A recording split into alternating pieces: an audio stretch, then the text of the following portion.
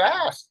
You know, he also ran against, had a couple runs against, East Carolina in that game. You don't remember that game against East Carolina? He's running around all over the place. No, I don't. No, you don't remember, QB. What the I hell's don't wrong? remember that. Jeez. Andy says that Graham Mertz is Will Greer. We win at least 9 games in the bowl game. Yeah. Well, I'm trying here, folks. I'm trying. It's July the 14th. Give me something.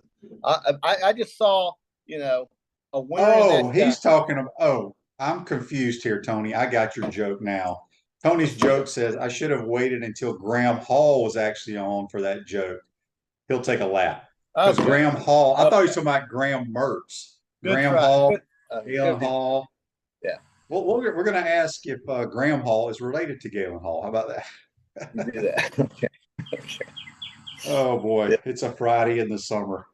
Ain't a damn thing to talk about. Well, I've been talking about it. I've been talking about your boy at the quarterback position. I'm talking about my pick to be this year's TCU. You got anybody for me, QB? Who is this year's TCU in the SEC? You say Texas A&M. I think A&M's going to have a great year. Now, it doesn't mean they're going to win the West. I think they're going to be pretty damn good, though. Is Haynes King their quarterback? Is he going to be their quarterback? No, I don't even know if he's on their roster. Their quarterback is going to be Connor Wigman, the true freshman that played last year. Okay, that's right. No, this is the last year, thankfully, for the division QB because it's been so imbalanced in the last 15 years. You think about it. Look at the last 15 years and how different the West and the East have been. Now, the East, of course, with the ascendance of Georgia, has been has been helped out, but that's it. That's the only. Tennessee last year, okay. Kentucky had some good seasons, but, South Carolina, Florida, Vanderbilt. So I'm just glad the divisions are going bye-bye. And we may see a rematch in 24 of 2 teams that played during the regular season to play again in the SEC championship game because they'll be 1-2. And I think that's the way to do it. With 6 teams, that's the only way to do it. Yeah, people are asking about Mertz. Yeah, he's got a minimum of 2 years left, and maybe 3, but he's got 2 years left of eligibility. Chris says Will Greer was a great basketball player too and was very fast. My son was at UF at the same time and used to see him play at the gym over there. Usually, I'm telling you, the quarterbacks are the best athletes on the team. Again, I didn't say athletic. I said the best athlete. We've been through this, JC. We've been through this. I remember the stories I used to tell you. I used to argue with the strength coaches in the National Football League, telling them I'm the best athlete on this team. That's because you can set up any sporting event you want to do, and I'll whip everybody's ass in every one of them. I ain't gonna beat you running to 40 or bench pressing or jumping, but let's go play all these sports. That's what an athlete is. When people say he's a great athlete, the damn guy's fast and can jump high. That means he's a good athlete. Well, I get it. I see that. Gene says this is a great Facebook Live brought to you by Bell and Long. He says he can't wait to see Bobby Petrino at TAMU. Freeze at Auburn, trouble for Bama. Well, that got better. I mean, look, how much worse can Auburn and Texas TAMU be? How much worse can they be? Auburn is so dysfunctional as a school, trying to find a football coach that it's become a joke now. Okay, you're Auburn. I mean, they're a verb. It's an embarrassing institution when it comes to hiring football coaches. Kind of reminds me of a place nearby here, but TAMU, Jimbo, John James Fisher. John James Fisher was just punked by Nick Saban so many times that they finally got a field goal at the end of the game to beat them. And you thought John James was the savior of the state of Texas, like Rick Perry, the former Department of Energy, the former governor of Texas. Thought John James was. And then he wins 4 games last year and misses how hard is it to miss the football postseason? How hard is that? It's pretty hard, especially the resources of Texas A&M. You got to really, really mess up. And he made it. We'll see what Bobby Petrino can bring. We'll see. Bobby Petrino and John James could be on the sideline wanting to fight each other also. You never know. That would be great TV. Well, listen, you got 2 personalities on the sideline that both think they're offensive wizards. One of them might be, actually. But the other guy, That's why they hired him. Pete Petrino is phenomenal. I know when it that, comes to calling plays. But John James thinks he's in the same world as Bob. He's not. They're not even close. They I can't. don't think They so can't. either. All right. This Day in Sports brought to you by Campus USA Credit Union. Put some star power to work in your financial life with Campus USA Credit Union. JC, in 1951, the first color telecast of a sporting event took place on CBS. Do you know what sport it was? It was the Western Open in golf. No. Horse race. Didn't tell me which horse race. It just says that was the first telecast of a sporting event in color. So that was in 1951, brought to you by our good friends, Campus USA Credit Union. Yesterday, JC, I know you like to listen to the show even when you're not on, like when you're walking the dog or something. I don't have it in front of me, but yesterday I'd never heard anything like this. There was a whatever day it was the first time some minor league team dude stole first base. Have you ever heard of that?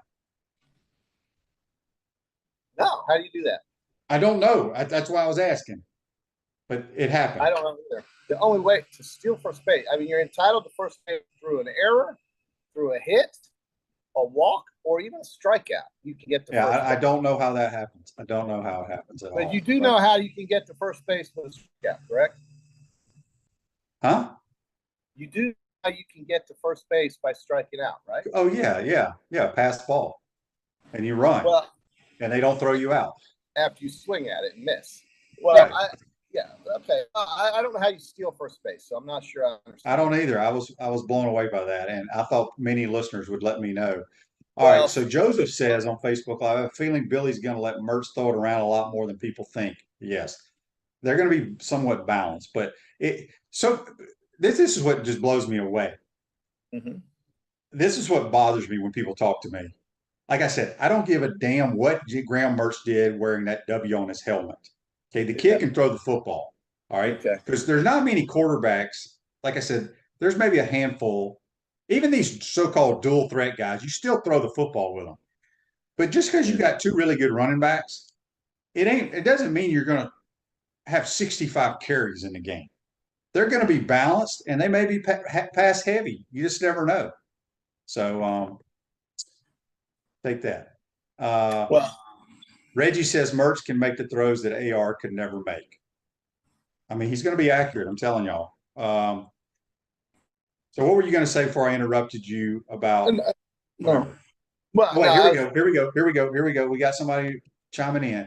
Rick says stolen bases are awarded at the discretion of the official scorer. Typically, a stolen base is the result of the runner running to the next base simultaneously with the pitch being thrown and reaching it before. Well, we know the rules, but I don't. How do you get to first base by stealing it? That's the question. I don't know. I wish I would have saved that. Yeah, that's why I read it as the play of the day, or whatever. I've never heard that in my entire life. Maybe that's some definition I've missed throughout my years of baseball. I know a lot about baseball. I've never heard that. But I will say, speaking of baseball, the majors get started with the second half of the season tonight. Tampa Bay, who's kind of lived into the break, which they lost games. The Phillies punted them around. They're at Kansas City, can get back on the winning track there. That's important because the Rays are in first place in their division, but that lead is dwindling. The Atlanta Braves, they're at Chicago. They're playing the White Sox at home. I expect a sweep there, although you never know. But that Orioles are a team I think you need to keep your eye on in the American League. And I think the Padres are going to start playing very well with their pitching in the second half in the National League. So Arizona's leading in that Western Division with the Dodgers. They're tied statistically, and the Padres are 7 back. I think the Padres will make a little bit of a move here in the second half. They won the. So right now, JC, before we go into the second portion of the season, who are you picking to play in the World Series? In the World Series, it's kind of an easy pick for me. The National League, and those are the Atlanta Braves. I just can't see anybody right now matching them on the mound. But I love the story in Cincinnati. I think it's a great year for them. Same story with Texas, the American League. But in the American League, I got to say the choice is a lot more difficult in the American League. I don't like Minnesota. I don't think anybody in the West is going to win. So it's going to be somebody coming out of the East. And I really think I'm gonna go. I think the Braves are gonna win in the National League. I'm gonna go. I don't even know how many. I don't even know how many games back they are of your beloved Texas Rangers. But never count out the Astros. I mean, absolutely 1,000%. I was trying to avoid picking that obvious team, but they are. Well, they're not obvious. What place are they in? Right? They're not pitching real well. They're not hitting like they normally hit. They're not. Well, listen, Verlander's left. He's gone. They lost some players, but McCullers is out for the year, with an injury. By the way, I hit against his dad. But the thing is that the Astros are great. I'm going to say, though, I'm just going to kind of go out on a limb. I like what Tampa's done this year. I think they can get to the World Series. I think they can. I think they've got the goods on the pitching mound. I'll say Tampa. But that's a tough call, man. The American League's more of a toss-up. To me, the National League is Atlanta's to lose. They're so good at the plate and on the mound. I just don't see anybody matching them unless the injuries take effect. But the Dodgers can always scare you. The Giants have had a good run this year. The Reds are most exciting team, I think, basically. I think the Padres, though, will make – I think Darvish, Joe Musgrove, the Padres, to me, they had the goods last year in the West. They beat the Dodgers in the playoffs. They could make a run, but they need to get going because they're 7, 8 games back. All right, before we get to Graham Hall, Paul says here on Facebook Live, brought to you by Mellon, Major League Baseball put simply, if there is a wild pitch or pass ball with no runners on base, the batter is allowed to just go for it and steal first. I have never heard of that in my entire life. But all the years I played baseball. Okay, so you're saying I'm up there, the count's 1-1.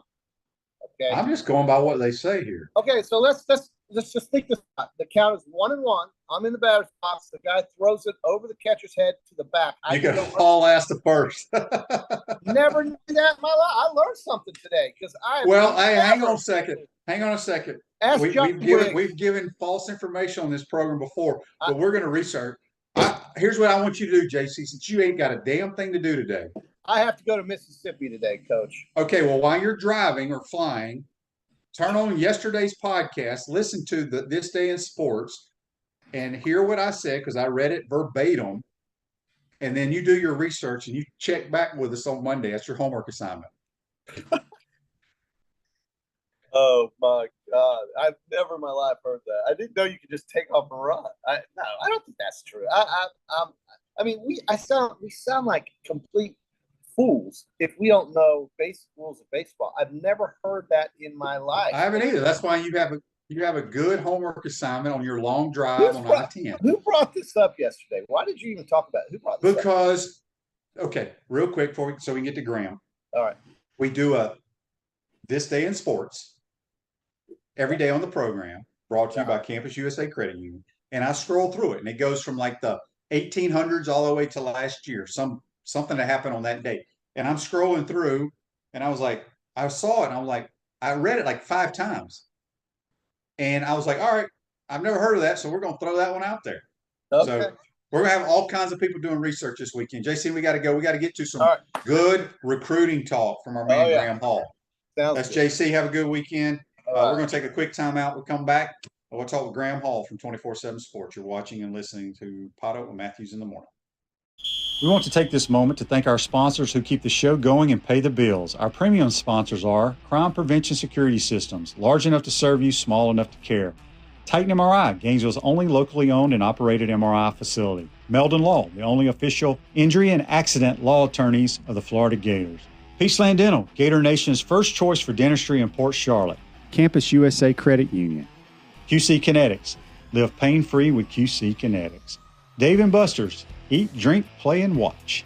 Our gridiron sponsors are Auto ER, UF Bookstores, Celebration Point Town Center, Silverback Concrete Co., Ruse Ogre State Farm Insurance, Doreen Wibby, Realtor Caldwell Banker, MM Parish.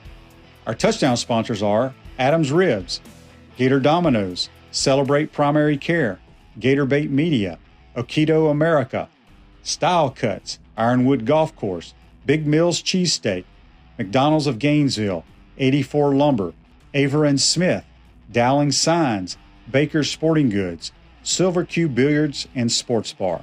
If you're interested in promoting your business on the show, call Freddie at 352-284-3733. If you like what we're doing here, make sure to follow us and support the businesses that support us. Hi there, this is Head Ball Coach Steve Spurrier, and I'm here with my wife Jerry and our good friend Sherry Houston, the Executive Director of the Ronald McDonald House Charities of North Central Florida. We're thrilled to announce that the 2-year anniversary of our restaurant, Spurrier's Gridiron Grill, is coming up on August 14th. Last year we had so much fun celebrating with everybody that we're doing it bigger and better this year. We're hosting a special dinner and celebration that will include a chef's choice of premium buffet or your favorite Spurrier Gridiron Grill menu, including a filet mignon carving station, shrimp and grits, short rib risotto, wonderful seafood options, and many dessert options also. Like my famous chocolate chip cookies. Proceeds being donated to the local Ronald McDonald House. Thrilled to once again partner with Coach Jerry and the Spurrier Gridiron team to raise funds for the Ronald McDonald House, benefiting families and children experiencing medical emergencies. Spurrier's Gridiron Grill will be donating 11% of all of our money from food and 66% of drink sales to the Ronald McDonald House. Go to spurriers.com right now and reserve a ticket before they sell out. We'll have wonderful food, special guests, and a limited edition of the 2nd year anniversary collector's coins, as well as prizes like a dinner with me and Jerry. We couldn't have become one of the busiest and most successful restaurants in the Southeast without your support. So we want to celebrate with the most important people of our team, and that's you. I want to celebrate with some of those cookies. Do you have any of those? Sure do. Right here for you. Oh, thank you.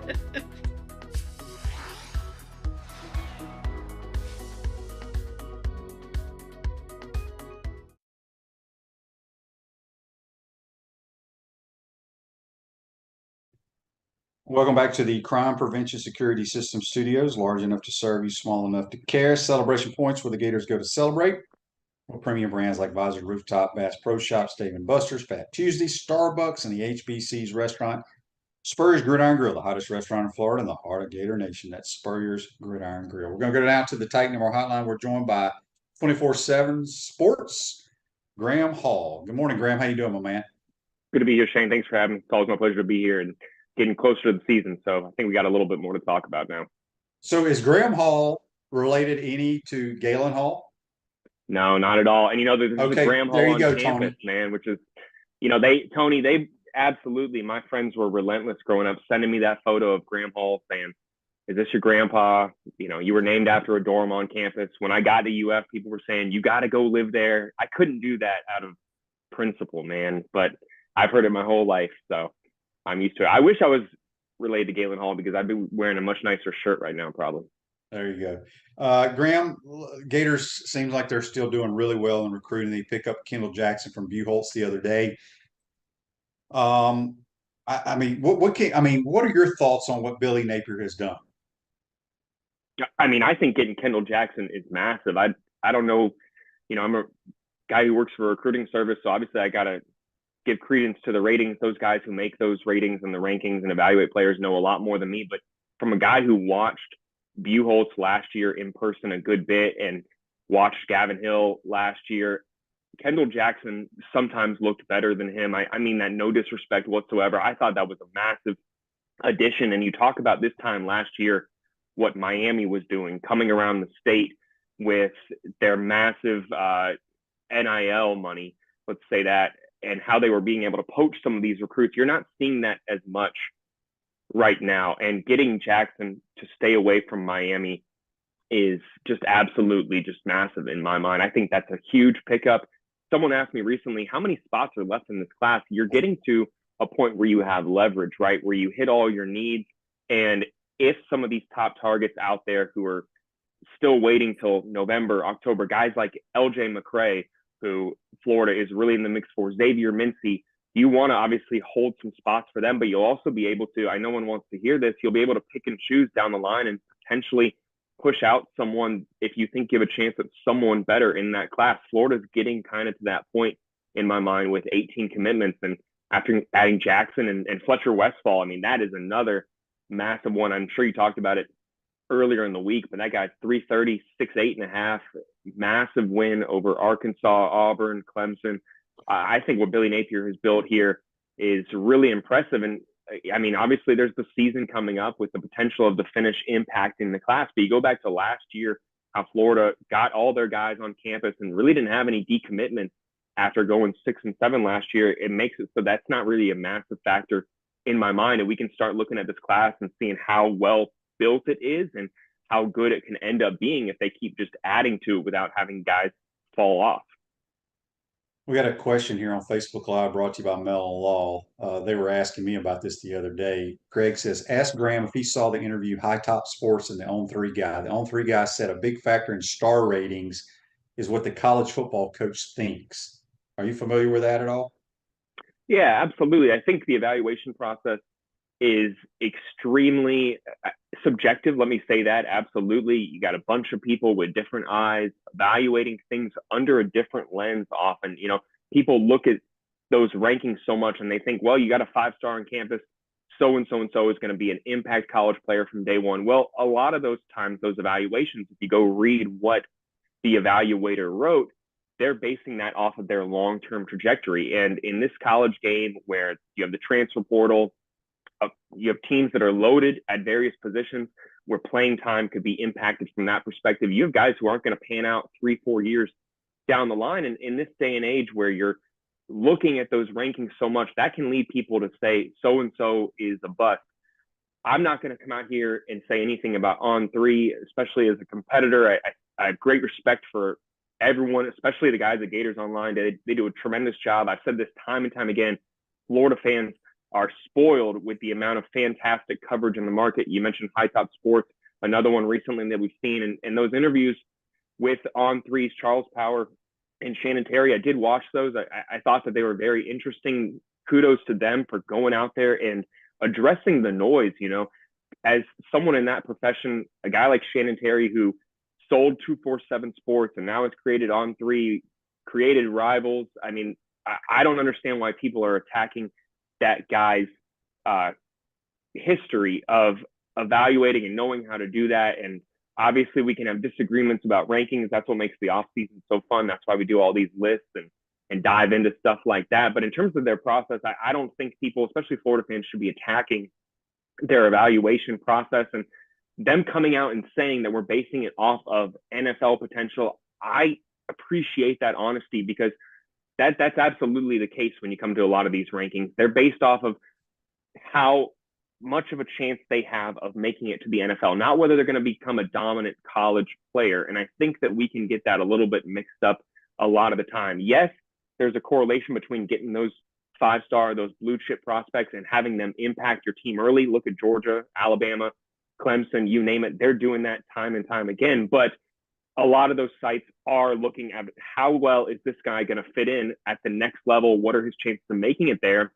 And the conversation with the prospect's height, last thing I'll address with that, I think is a really interesting one. You know, I think that, again, these are kids who are growing all the time. Their weight is fluctuating. They can grow an inch within the span of 6 months. And a lot of those evaluations, if you go to our site, you go to On3, they made those evaluations 5-6 months ago, which may have been an accurate height and weight for the prospect at that time. Now, players go on official visits throughout June, and every single program gets their own measurements, right?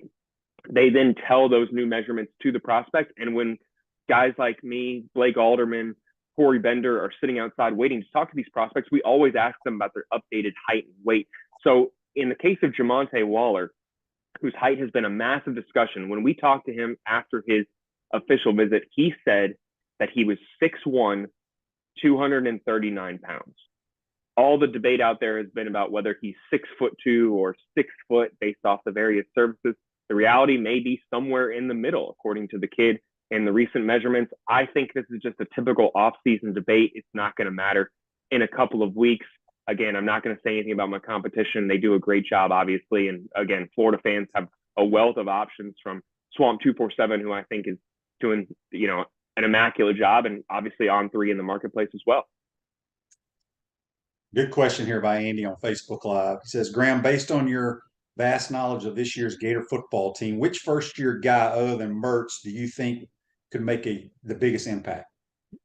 That's a good question. I think that some of that question may be based on need, right? You talk about the interesting situation at left guard. Micah Mazuka, injured during the spring, is expected to be fully healthy in time for fall camp. But if he is not, you're talking about potentially starting a true freshman in Najee Harris there at left guard against the Utes. Shane, you know how difficult it is to play offensive line early. I mean, we marvel at guys like Austin Barber who are able to do it in their second year. Having a first-year offensive lineman is going to be absolutely something to watch, and it's a reality that Florida may be faced with. They've lost two guards in Mazuka and also Cam Waits to that Achilles injury back in January. So it could be an impact freshman right there. But when it comes to, I think, maybe the freshman that I'm highest on, I'm going to go with Andy Jean.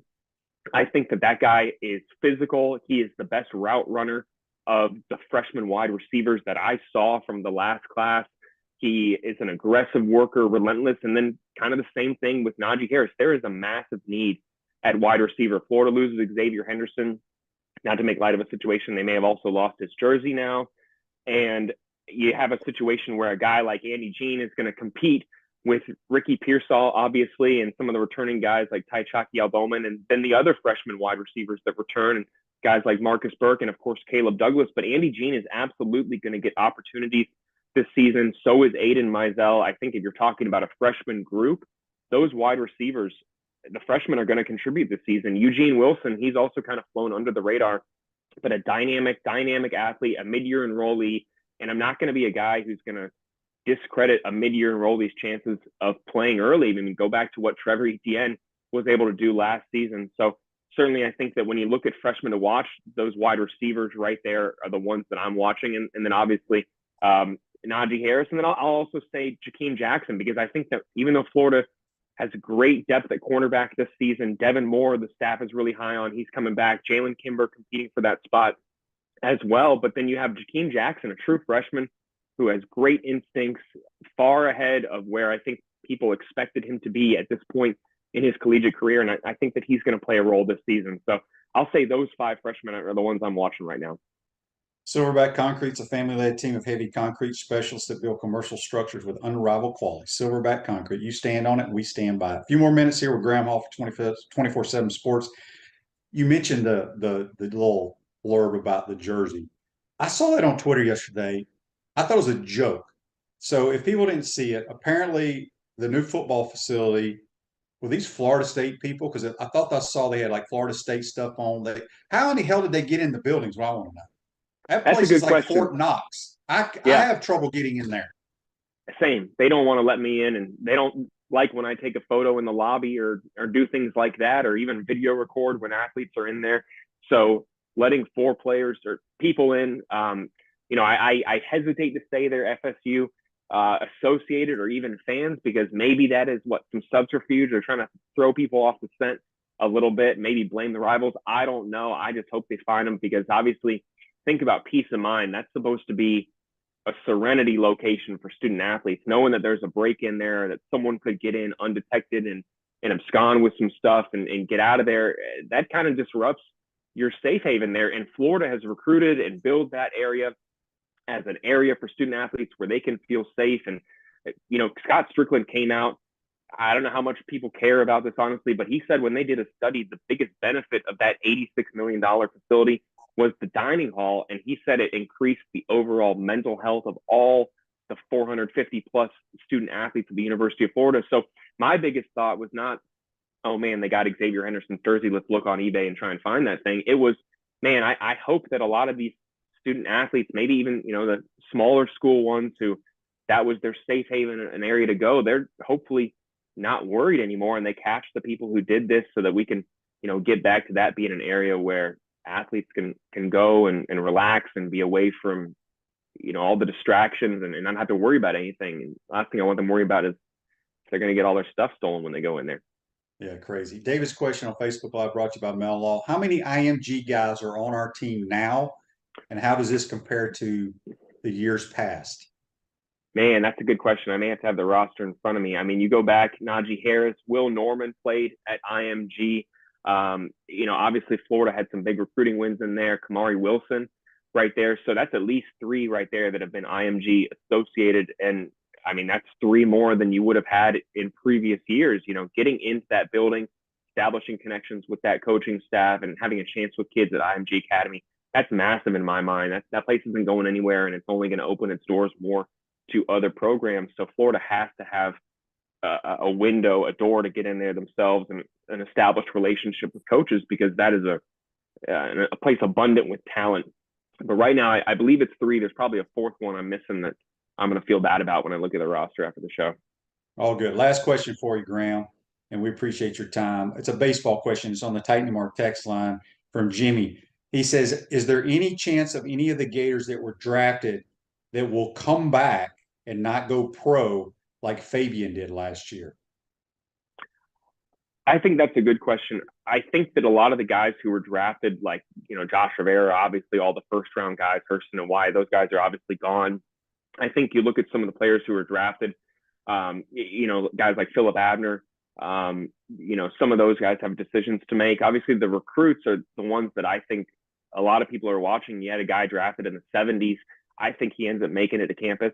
I think if you aren't drafted as a first round, maybe early second round pick, as a high school player, you want to end up coming to campus. You look at what Josh Rivera was able to do in returning to UF. I think that is absolutely one that Florida is going to use as a tool to get some of these guys back, right? I mean, Rivera went from being undrafted to being indispensable for this Florida team this season, probably the most underrated player on this team. He maybe didn't have the numbers, the massive home runs and the production that a lot of other guys had, but he was an all-around player for Florida, such a clutch hitter whenever they needed a hit, and great to see that guy drafted. I think that there will be some players who have some decisions to make, but mostly this is the team that we're going to start looking at in how they're retooling for next year. Obviously, getting Jack back, you get several other players back, Coppola back from injury. You get Cade Curlin back. I think Luke Hyman is coming back as well. Heyman's coming back as well. So certainly a team that has a chance to reload and be right back in the mix in Omaha next year. Yeah, I see a guy like Colby Halter. He went so late. I mean, I don't know what kind of money, and maybe he's just tired of college classes and stuff, but I could see a guy like him maybe coming back. Graham, great stuff as always, buddy. Let everybody know how they can follow you on Twitter, and if y'all got any specials going on right now. Hey, my pleasure. We're going to be running a promo a little bit later here in the month. It's the last couple of days before SEC Media Days. In 5 days, I'll be up in Nashville talking to Billy Napier and Florida's 3 players that they're bringing, Ricky Pearsall, Jason Marshall Jr., and Kingsley Egwakin. So looking forward to that. A lot of content coming out of that. We'll be talking to some of Florida's opponents for this upcoming season as well. And then right after that, man, we are hitting the ground running. A ton of coverage coming on Swamp 247. A couple days after the end of SEC Media Days, you're going to have the end of that no contact period. Florida's having a big recruiting event right there in the end of July on July 29th called Grill in the Ville. And then right on August 1st is that first practice of fall camp, man. So this is the final days before everything picks up. We're going to have everything at Swamp 247. You can follow me on Twitter at @GrahamHall_ while that site is still alive. And we got to do this again pretty soon, man. Now, are you going to be in Nashville the whole week or just for the day the Gators are there? I wish. I'm going to get there Tuesday night. I'm going to try and catch, if I get there in time, I'm going to try and catch the Nashville Sounds versus Jacksonville Jumbo Shrimp game. They're playing a 3-game series, Tuesday, Wednesday, Thursday. So the 3 days we're going to be there. Then Florida goes on Wednesday, busy day, and then I'll fly out on Thursday. So enough time to enjoy Nashville, but not too long. Well, have a good trip, man. We appreciate your time. Take care, Graham. Always a pleasure. We'll have to do this soon.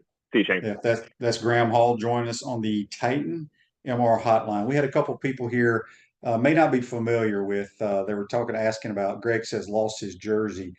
If you look on Twitter, Greg, you may not have Twitter, but apparently Graham was referring to, there was a break-in into the football facility of 4 or 5 youngsters, like college-age kids that supposedly had some Florida State stuff on that basically one of the guys put on and maybe have taken a number 3 jersey, and there were pictures of that. So we'll see what happens with that. But yeah, we want to thank Graham Hall and JC for joining us on the Titan MR hotline today. SEC Media Days kicks off on Monday. Don't forget, we still have our contest going on. So remember, you get dinner at Spurs with myself and maybe the head ball coach. You never know. Make sure you follow that. It's on our pages here. I don't know exactly what you're supposed to do. You're supposed to get people to follow it, and there's going to be a drawing on August the 9th. So make sure you send that out, and have a great weekend, and we'll see you on Monday, people. Take care.